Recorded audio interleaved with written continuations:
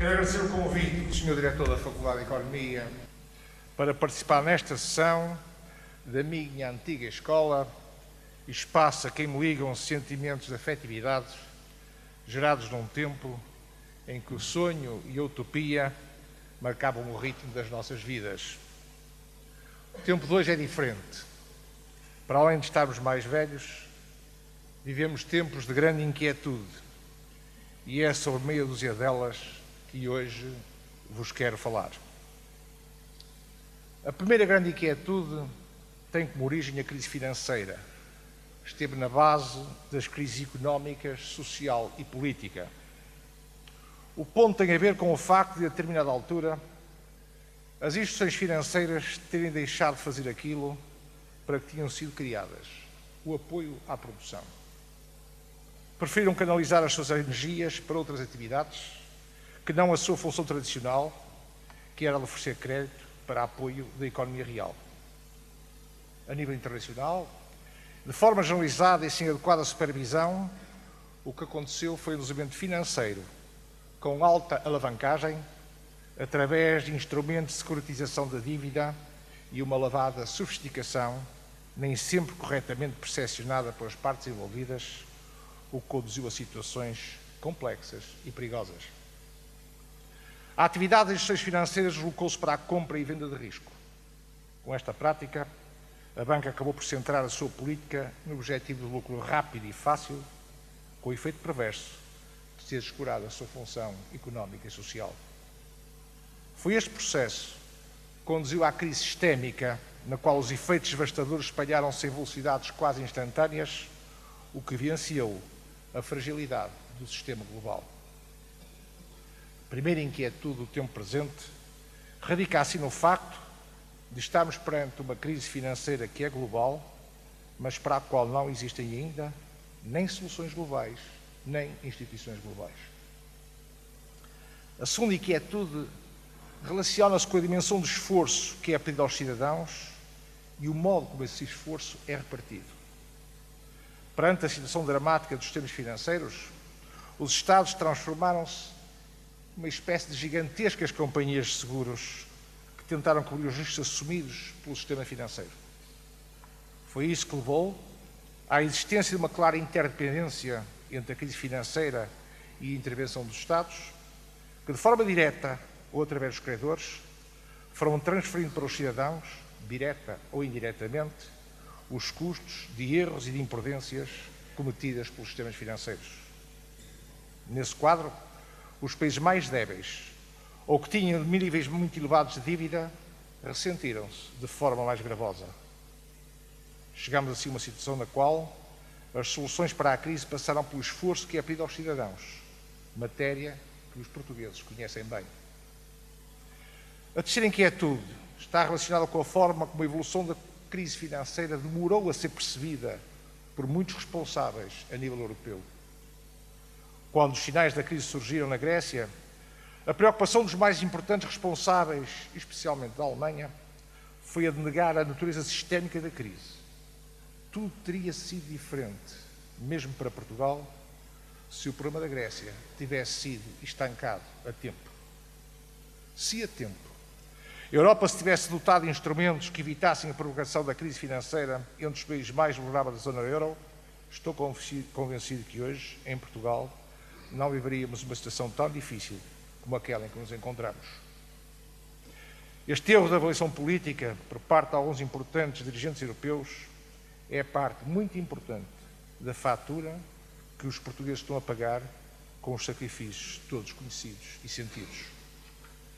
Para além desse erro, houve outro que teve consequências cujo impacto é difícil de avaliar e que tem a ver com o discurso de conteúdo punitivo feito na altura, destinado aos não cumpridores e desleixados. Não sei avaliar a dimensão, mas teve consequências políticas na percepção de muitos cidadãos sobre o futuro do projeto europeu, disso não tenho dúvidas. A quarta inquietude relaciona-se com o que eu penso ser a questão de fundo da zona euro, que é a de saber se é possível existir uma moeda única numa região com tamanhas diferenças em termos de competitividade e produtividade, das diferentes economias e até consideráveis diferenças culturais. Admitindo que a resposta é positiva, falta decidir sobre as políticas e instrumentos que deverão ser mobilizados para que a zona euro funcione na base da estabilidade e convergência entre os seus membros.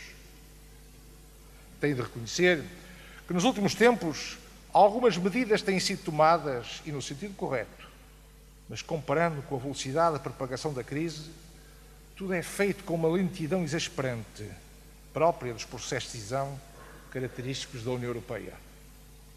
Acontece que a estabilidade do euro é ainda muito periclitante. A gestão do euro está profundamente desequilibrada. A zona euro teria de ser gerida através de uma cabeça e de um centro de poder que fosse capaz de gerir os equilíbrios de 4 pilares fundamentais: a União Bancária, a União Orçamental, a União Económica e a União Política.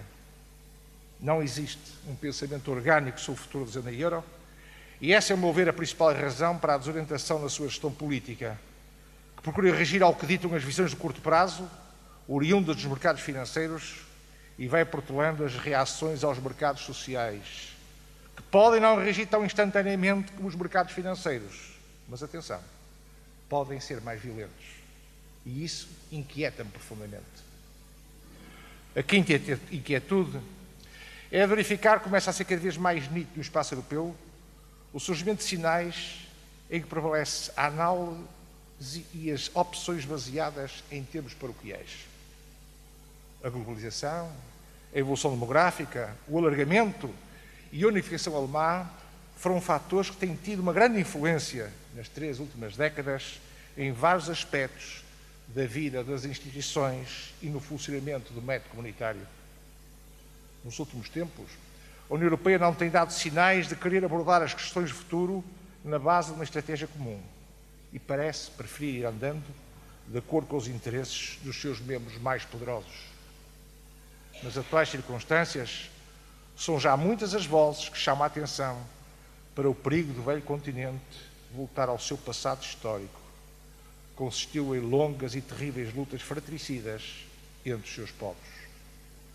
Veja-se a este respeito as declarações do mais antigo membro do Conselho Europeu, o primeiro-ministro do Luxemburgo, Jean-Claude Juncker, recentemente homenageado pela Universidade do Porto, com o grau de doutor honoris causa, em que se referia aos fantasmas da guerra como entidades que se encontravam apenas adormecidas. A deriva na União Europeia é visível a vários níveis. Vou apenas apontar um deles, e que tem a ver com a forma como têm sido discutidas as chamadas perspectivas financeiras para o período de 2013 a 2020. De uma forma muito simples, a situação é a seguinte. De um lado estão os países beneficiários, que parecem não se preocupar como se arranja o dinheiro. E do outro estão os países que contribuem para o orçamento comunitário e que pretendem reduzir as suas despesas, pouco se parecendo importar sobre as consequências que daí possam advir para as políticas comunitárias. A forma como o processo orçamental da União Europeia é negociado é claramente anticomunitária, é até certo humilhante, dado que os Estados-membros tendem a ver o saldo líquido sobre o que pagam e o que recebem quase linha a linha orçamental. Daí que as discussões sobre as perspectivas financeiras da União evidenciem o que não devia acontecer: inconsistência, incoerência, ausência de lógica e, como consequência, a acentuação de tensões entre os parceiros da União. Acresce ainda que existe uma espécie de acerto de contas a posteriori, com a restituição de montantes, baseado num processo muito complexo, nada transparente e que ninguém consegue entender. É o caso, entre outros, do famoso cheque britânico. A discussão sobre as questões orçamentais da União Europeia centram-se fundamentalmente na componente da despesa e descuram a parte que se refere às origens da receita. Discutir as questões orçamentais da União Europeia, olhando apenas para a componente da despesa, é um exercício que revela, na minha opinião, antes de mais, miopia política. Não se pode dissociar a discussão das despesas da União sem enfrentar o verdadeiro problema de fundo, a necessidade de reformar o modelo de financiamento da União, porque, tal como está, esgotou. O desblocamento das questões orçamentais da União Europeia passa por uma ampla reforma sobre o modo de financiar a União, que deverá ir no sentido de privilegiar a mobilização de recursos próprios. Quando se negociou o acordo interinstitucional entre o Parlamento, Conselho e Comissão, relativamente às perspectivas financeiras anteriores, ficou expresso o compromisso entre as três instituições para levar a cabo essa reforma, que deveria estar concluída em 2009. Até hoje, a Comissão apresentou alguns estudos com hipóteses possíveis, mas nada mais aconteceu. Também aqui tem faltado capacidade de liderança, também aqui a Europa tem falhado. A sexta inquietude tem a ver com a experiência da história. Ela mostra que os avanços do projeto europeu aconteceram sempre que, com origem nas tensões que resultam de estarmos perante um espaço com diferentes culturas, olhares e interesses, soubemos fazer um caminho percebido como vantajoso para o conjunto. Por isso, devemos vir à partida que a forma de encontrar esse caminho nunca poderá ser baseada na imposição de uns sobre os outros. Por exemplo, a reforma da zona euro não pode ser construída nem na base do modelo da Alemanha, nem contra os interesses da Alemanha. Isso seria a negação do projeto europeu. As características do nosso tempo e a situação de profundo desequilíbrio institucional, político, económico e social da zona euro torna necessário que novos equilíbrios venham a ser encontrados na base de um inovador contrato social para toda a zona. Acabo assim, minhas senhoras e meus senhores, de vos dar conta da meia dúzia de inquietudes, número que poderia aumentar, porque no meu espírito ainda há mais. Mas vou fazer um esforço para encontrar um caminho de saída. Um bom método acho que será tentarmos aprender com as lições do passado. A ponto 3. O primeiro ensinamento a retirar é que a época da experiência neoliberal fracassou. E a suposta autorregulação do mercado é apenas uma teoria sem qualquer aderência à realidade, porque simplesmente, e como ficou demonstrado, o mercado não é capaz, por si só, de se autorregular. Daí que a intervenção dos poderes públicos seja decisiva para ultrapassar a situação a que o país chegou. O segundo decorre da existência de uma grande opacidade e falta de regulação no sistema financeiro. Todo o financeiro tem de passar a ser devidamente regulado, tornando mais transparente e ao serviço da economia real. As políticas públicas devem penalizar a especulação e favorecer o investimento produtivo, o que significa que numa época de escassez de crédito, os recursos financeiros têm de estar mais ao serviço de quem cria emprego e riqueza. Dito de uma forma mais direta, aqueles que especulam financeiramente não podem ser favorecidos, aqueles que criam riqueza e emprego devem beneficiar do enquadramento facilitador da sua ação. O terceiro ensinamento que se pode extrair do passado recente é que a economia deve ser permanentemente escrutinada, auditada e avaliada. Só assim se poderão evitar surpresas, só assim poderá ser entendida pela generalidade dos cidadãos. Da percepção destes três elementos, concluo que as políticas públicas devem ser reforçadas, tanto ao nível dos Estados como a níveis supranacionais. Estamos perante uma crise que, como já disse, sendo global, ainda, no caso da zona euro, sendo federal, não temos ainda nem instituições federais, nem respostas federais. Com base nestes ensinamentos, para além das inquietudes que exibi, quero dizer que também que tenho algumas convicções. Não são muitas, mas para quem exerce atividade política tem de ter, nem que seja em número reduzido, e destas tirar todas as consequências. Eu entendo que a política sem convicções é mero oportunismo. Ora, eu tenho a convicção que, a respeito da crise, ou da saída da crise, é necessário, à partida, o preenchimento de pelo menos três pressupostos fundamentais. Primeiro, os desequilíbrios estruturais da nossa economia exigem uma visão que está para além de uma legislatura. Segundo, os desequilíbrios estruturais da nossa economia só podem ser resolvidos com estabilidade e com políticas estáveis. E terceiro, os desequilíbrios estruturais da nossa economia só podem ser ultrapassados tendo por base a obtenção de elevados graus de compromisso. Quanto ao primeiro pressuposto, a necessidade do país dispor de uma estratégia clara e definida a médio e longo prazo, as coisas não são fáceis, porque nós habituámos a ver as expectativas dos agentes políticos e também dos eleitores, viradas essencialmente para o curto prazo, se não mesmo para o telejornal do dia. Para aumentar a dificuldade, acontece que em momentos de crise, quando são as visões de urgência ou de curto prazo que prevalecem, normalmente descura-se a coerência entre diferentes políticas, ou porque as coisas são feitas em cima do joelho, sem coragem de analisar todas as consequências de uma dada decisão, seja porque uma dada política, normalmente a financeira, se sobrepõe de tal maneira às demais que não deixa espaço para que a consistência e a coerência entre políticas públicas aconteçam. Quanto ao segundo pressuposto, necessidade de o país dispor de políticas estáveis, há que ter a noção de que os desequilíbrios estruturais da nossa economia exigem uma visão de longo prazo que está muito para além de uma legislatura e só podem ser resolvidos com políticas estáveis, especialmente em domínios que afetam de forma muito clara a atividade económica. Uma dessas políticas tem a ver com a fiscalidade. Mas poderia acrescentar outras, como seja a reforma da Justiça e a própria reforma do Estado.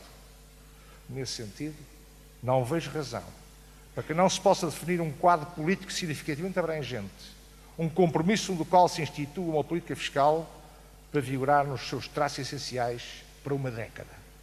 E o mesmo se poderá dizer quanto à política de justiça e da reforma do Estado. No que respeita às relações com a União Europeia, penso que devemos ser mais ativos, exigir uma estratégia, conseguir aliados no sentido de encontrar formas de minimizar as consequências das diferenças de competitividade entre membros da zona euro. Por exemplo, através da criação de um sistema, espécie de handicap, que discrimine de forma positiva os mais débeis, com o objetivo de garantir uma progressiva convergência entre as economias que compõem a zona euro, ou através da alteração de algumas regras do Pacto de Estabilidade, no sentido das despesas canalizadas para investimento nos países em situação de maior vulnerabilidade não contem, no todo ou em parte significativa, para o cálculo do déficit dos orçamentos dos Estados. Ou ainda, possibilitar que o orçamento da União Europeia financie parte do funcionamento dos estabilizadores automáticos nos países em dificuldades. Uma coisa tenho como certa: será muito difícil o país sair da situação em que se encontra se não existir qualquer espécie de mecanismo de mutualização da dívida pública. Quanto ao terceiro pressuposto, a necessidade de existirem elevados graus de compromisso, diria que o grau de consistência destas políticas vai seguramente depender de vários fatores, mas um dos que mais poderá contribuir para a sua consolidação será o funcionamento permanente de um sistema de diálogo estruturado entre o poder político e os parceiros sociais. Se o país conseguisse definir políticas com maior grau de coerência entre si, estaríamos de forma direta a contribuir para a diminuição da conflitualidade, evitar o desperdício e, por essa via, a contribuir para o aumento da competitividade e da criação de emprego. Uma só ideia não mudará o país. A história ensina-nos que todas as ideias mais brilhantes nasceram sempre da interação entre os homens. As mudanças bem-sucedidas tiveram sempre base a mobilização de muitas e diferentes ideias e fazê-las convergir em torno do mesmo objetivo. Tenha consciência que, no nosso caso, as coisas não são fáceis. Desde logo porque a sociedade portuguesa parece sofrer uma espécie de crónica de falta de confiança nas relações interpessoais. E sem um clima generalizado de confiança, é muito difícil que sejam geradas novas ideias. Por essa razão, o exercício de formas de diálogo estruturado é um instrumento que, se for bem gerido, pode contribuir para a remoção de barreiras sem sentido e para a criação de um clima com mais confiança. Os tempos que atravessamos exigem políticas reformistas e de aplicação gradual que só poderão ser concretizadas na base do compromisso possível. Ignorar esta realidade é o primeiro passo para a conflitualidade generalizada e o caos social. Para terminar, eu tenho a ideia que estamos num tempo em que se tem que distinguir a pequena política da grande política. Pequena política é que consiste em fazer aplicar as regras conhecidas. Penso que o nosso tempo é outro. É o tempo de alterar essas regras. É o tempo para uma visão de médio prazo. É o tempo da coerência entre políticas. É o tempo de perceber além fronteiras. É o tempo da grande política. É o tempo dos compromissos. Muito obrigado.